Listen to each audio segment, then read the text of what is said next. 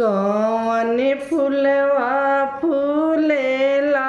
हरदी के बनवाना हो, चमेली के बनवाना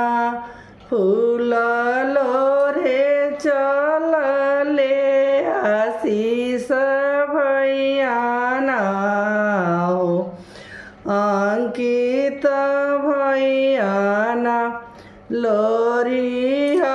ओरिया भैया बाने हो लगले ना हो, चदरी के खुटवाना हो, पगरी के खुटवाना बानिया ओनिया भैया चले हो लगले ना हो,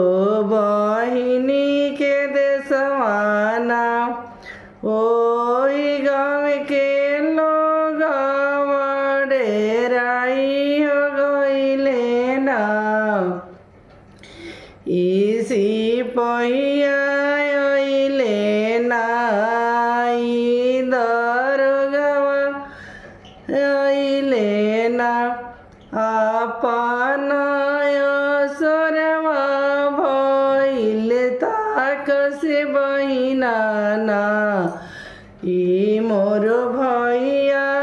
अइले ना, ई भतीजवा अइले ना, चंपा फूलवा फूलेला हरदी के देशवाना, ई चमेली के देशवाना फूल लोरे चलले अंकित भैयाना हो,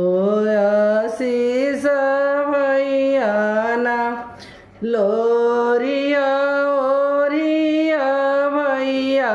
बाने हो लगले ना, ई चदरी के खुटवाना ई पगरी के खुटवाना बानिया ओनिया भैया चले हो लगले ना, ई बहिनी के देशवाना ओ